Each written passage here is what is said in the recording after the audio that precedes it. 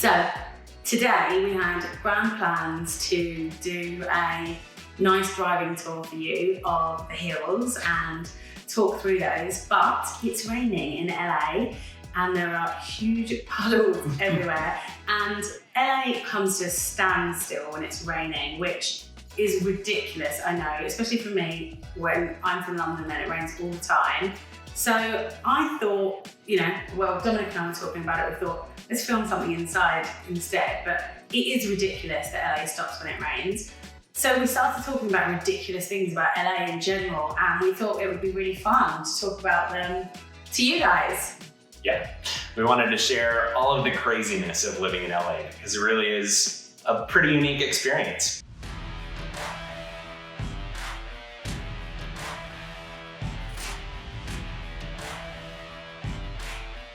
This channel is all about living in Los Angeles. If you're interested in learning more about what LA has to offer, then please subscribe now.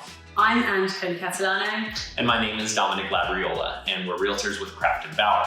Today we are going to talk about all of the ridiculous things about living in Los Angeles. And there's loads of them.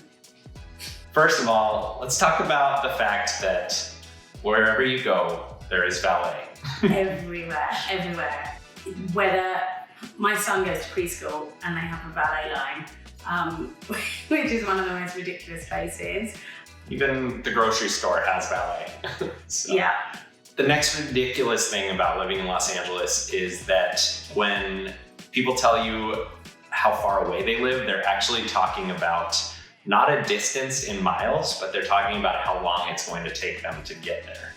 So I personally had a friend move just over the hill, and we had a situation where she and I would try to make plans with each other, and then she would call at the last minute and say, oh, let's not even do it. I don't want to go because the traffic will be too bad. So I'm laughing because I don't have friends that don't live in the same town as me anymore. That sounds ridiculous, but I moved from West Hollywood to Sherman Oaks, which is 20 minutes away over the hill, but you just don't even bother trying to make plans for people that live in other parts of the city because I'm not spending half my day sitting in traffic. No, it's true. So it's funny. I'm being extreme. You do learn to work around it, but traffic is a real thing. Don't make friends that don't live near you. Also, if you're going to go visit a friend and you haven't been there before, make sure to ask them about where to park. Oh yeah, you always have to ask about parking because there's a difficult parking situation. Don't even bother. Stay home or go out with your local friends. Or take a lift. Yeah, that too. You can take a lift. Earthquakes in LA are no big deal, and I was really scared about them before I came. And I mean, the ones that I felt, there's little ones all the time. Like even today, I think there was like 19 earthquakes. Loads of little ones, but I really felt a couple, like 6 or 7s where stuff's falling off the shelves. What about you? Since I moved here in 2008, there have been probably 3 big, Really? where I actually felt it, or I have this old metal dental cabinet, and my dog would sense it before I would, and you could see him kind of look and be like, what the heck is going on? Something's coming. You could sense and the shaking of that. Do you have an earthquake kit? Because apparently there's a really big one coming in the next, it's due, it's overdue now. I did. Actually, a few years ago, I met with a lady who specifically does preparations for earthquakes. Right. And so I went through and I actually got a nice earthquake kit together. Although I think that at this point, I need to reevaluate and see if some of those like food items and things like that are going to be definitely worthwhile to go once a year and make sure that's up to date. I've got shoes under my bed, a torch under my bed, got a bottle of water everywhere, but then sometimes I just drink it. Yep. You should also have a stash of bottled water. So yeah, earthquakes, no big deal. Well, look, when there's a really big one, it's going to be a big deal, but we have them all the time, and it's quite normal to sort of have a shake while you're asleep and be woken up by a medium one. Sure. Just a 7. Just a 7. So something I found really weird when I moved out here is that everyone used to talk about the industry. And I was like, what the hell is industry?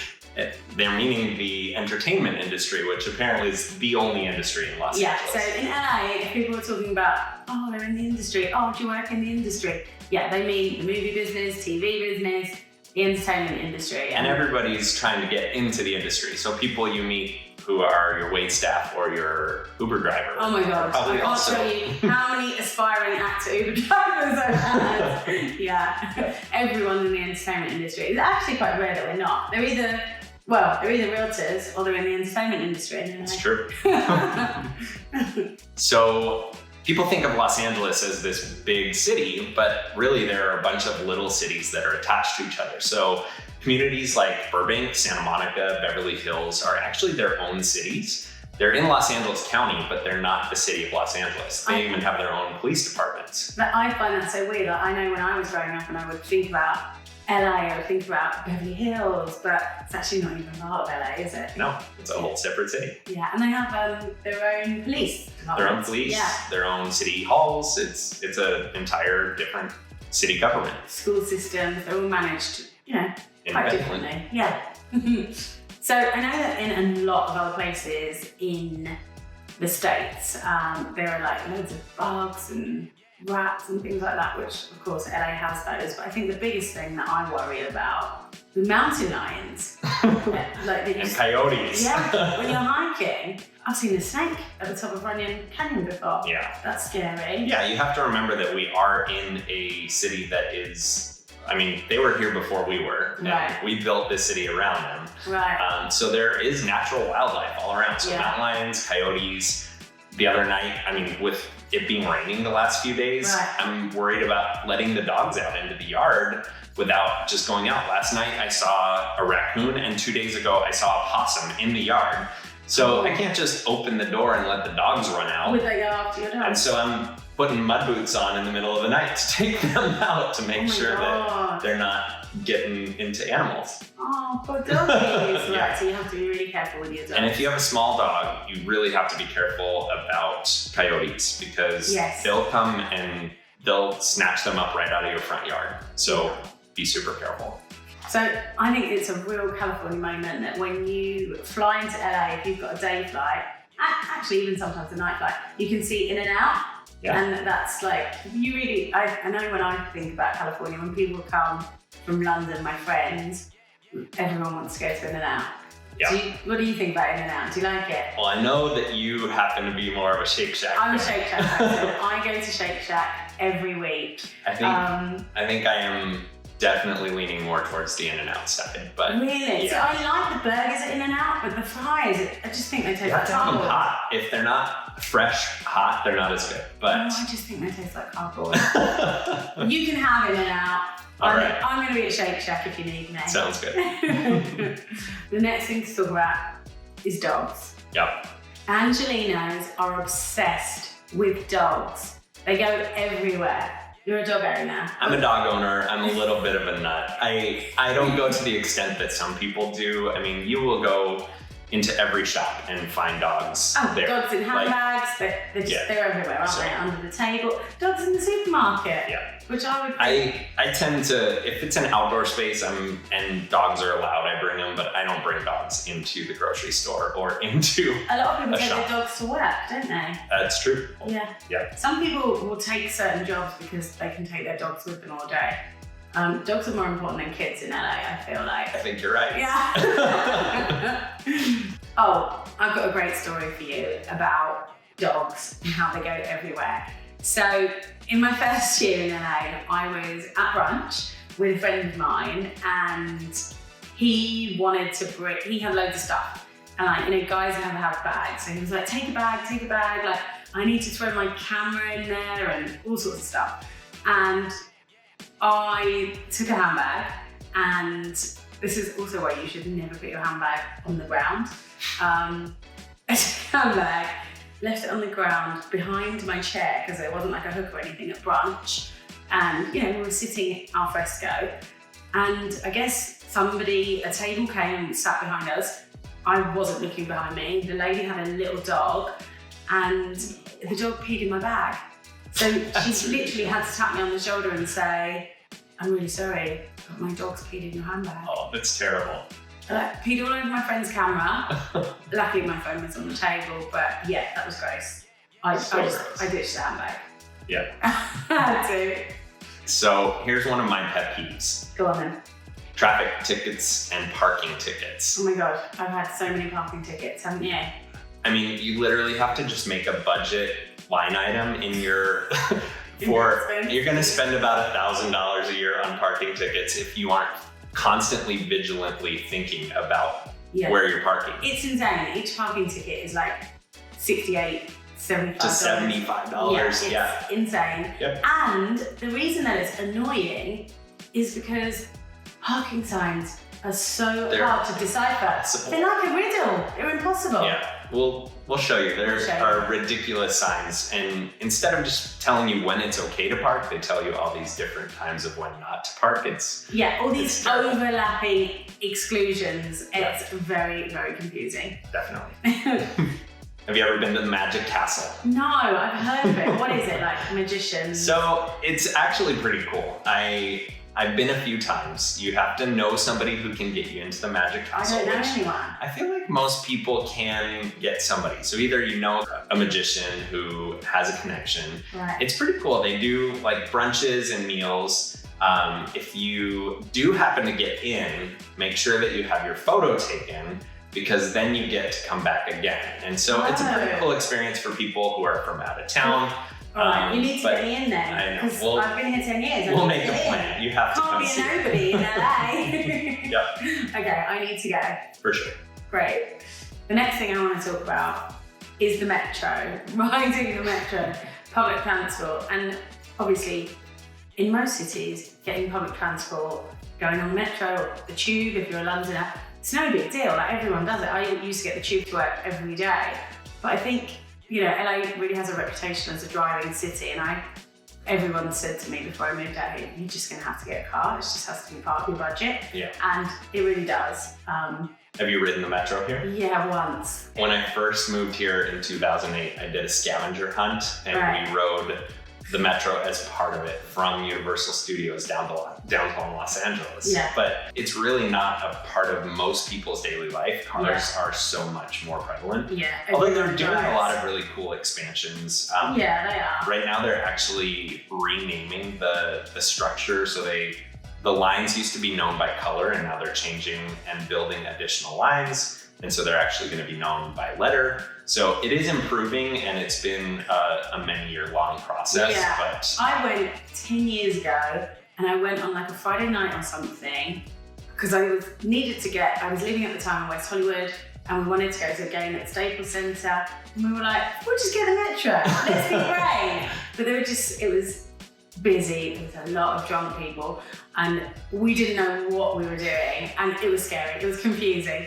But it makes me happy to hear that they are connecting different parts of the city and just making it more accessible. Like LA is 10 times the size of New York, so we need to have a good transport system, because it just doesn't make sense to not have that infrastructure in such a big metropolitan city. It feels really backwards to not have that. I think that's also really been a big factor and contributor to the expansion of some neighborhoods that were maybe not as desirable too. Right. Because a lot of people who may work in Santa Monica now, that brought a lot of homeowners to like South LA, because with that line that now runs there, they can get to their work really quickly and not have to think about sitting in traffic. And also they need to do that before the Olympics. Like, I feel like, if you're having a big worldwide event in your city, and having that many people who need to be moved, it would be a logistical nightmare. Traffic-wise, it's going to be a nightmare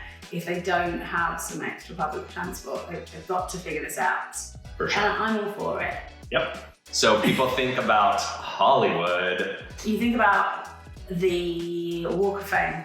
That's what it's called, isn't it? The stars. We've all seen it in the movies. The stars. Yeah, the stars in the ground with actors' names. It's really not that glamorous. It's pretty gross. It's really gross. Yeah. I don't go there. It's scary at night. Yeah, there's a lot of, it really is a tourist destination. Yes. There's a lot of street performers. There's people who are panhandling and and there's quite a few like vagrants, drunk people. Yeah. There's a bit of homelessness around, and it's very, very busy. It's really hard to walk down the street. There's just nowhere to even walk. Like everyone's barging you and shuffling past you, and it's not somewhere you go if you live here and you're local, put it that way. Well, You avoid at all costs. I think that when you actually think about where the movie industry and the TV industry are, they're in Burbank, they're in Culver City, it's a much different spot than you actually imagine Hollywood to be. Yeah, Hollywood, really, it's about making money and selling stuff to tourists, isn't it? Like, True. Every city's got one of those. In London, it's Leicester Square. In New York, it's Times Square. So that's what Hollywood Boulevard is to us here. Yep. Yeah. So I wanted to talk about the fact that LA is a vacation destination for a lot of the world and a lot of the country. So I think if you live here and you have a spare room, expect to have a revolving door of guests. Yeah. I know I do. How about you?